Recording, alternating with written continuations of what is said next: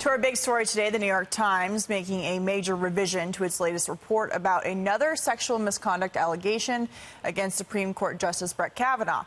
The Times updating the story with an editor's note, writing the female student involved, quote, declined to be interviewed, and friends say that she does not recall the incident. The piece claimed Justice Kavanaugh exposed himself at a party back in college. Which is similar to a story that Debbie Ramirez said that was not being able to be validated when he was out there. The note comes after several outlets report the allegation, and 2020 Democrats pushed to impeach the justice, as you're reading. Joining us right now is the Chief Counsel and Policy Director at Judicial Crisis and author of the network, I should say, and co-author of Justice on Trial.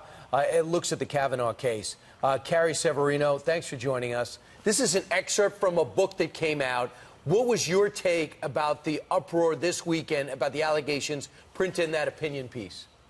Yeah, well, I've had a chance to read the whole book cover to cover, and I can tell you there's no corroboration of the Ford allegations, the Ramirez allegations, the Swetnick allegations going in. They didn't find anything new. And now they're trying to peddle these new, allegedly new allegations that actually were reported to Senate Democrats at the time. They were so weak that even the incredibly credulous Senate staffers did not follow up on them. And then, of course, they left out in their New York Times coverage of the piece that the very woman alleged to have been involved in these allegations herself says she doesn't remember them. So this is the weakest of the weak type of allegations. It's really a shameful attempt to reignite these smears against Judge Kavanaugh that are utterly baseless. Carrie, throughout this whole process, inconvenient facts, the narrative about Justice Kavanaugh have been ignored. And after the committee hearings, as you know, the Senate came out with that 400-page report that was the investigation chasing down leads of doing a number of interviews. And they actually found no evidence that corroborated any of the allegations against Justice Kavanaugh, but actually did find a number of witnesses refuting the allegations that had been made. Absolutely. And it's interesting.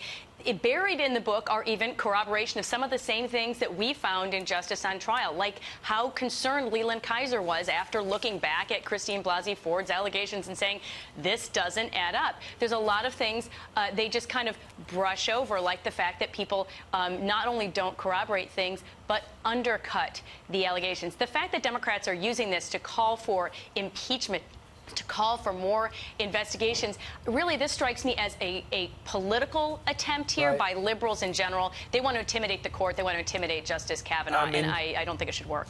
Your book became a bestseller on Molly Hemingway because there was such thoroughness to it. It was reporting. It wasn't opinion.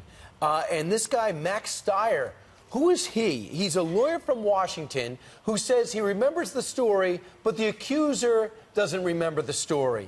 What could you tell us about this guy? Right. They don't mention that Max Stier, who they present as just a neutral thought leader in Washington, he actually worked for Bill Clinton back when he was defending him against the Lewinsky scandal. That's when Brett Kavanaugh was on the other side. These guys go way back.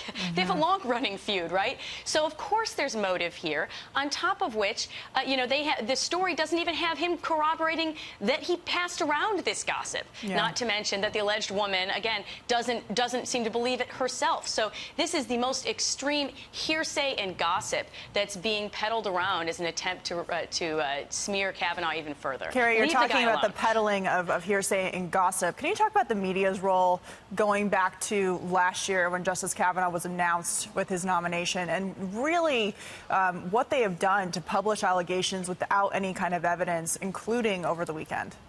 Yeah, well, this was kind of a case in point of, unfortunately, what we've seen as a pattern in some of the media where you have an allegation that they throw out there with, it's a bombshell, there's this new exciting information, and when you start digging deeper, it turns out they knew all along there were a lot of holes that they just kind of brushed over and didn't talk about. Some cases that we reveal in Justice on Trial, they actually even knew that other people had refuted things, and they chose not to include that information in their stories. So that's a real concern that we don't know the full story, and that people's reputations are being trashed, are being damaged irreparably based on absolutely uncorroborated information. You can't just run with this. And of course, the politicians are happy to go hand in hand with this. They are just willing to do whatever it takes to undermine the excellent judges that this president has been putting up.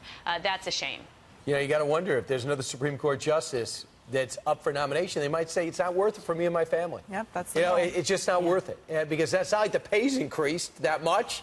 And if you're going to have your family drag through like this, and this is with the entire Republican Party in your backing you up from the Bush sector to the Trump sector, and still he was unprotected about all this. Carrie, that's why your book is a must-read. Congratulations on it, and thanks so much for joining us today. Thanks. Good to be here. Thanks, Carrie.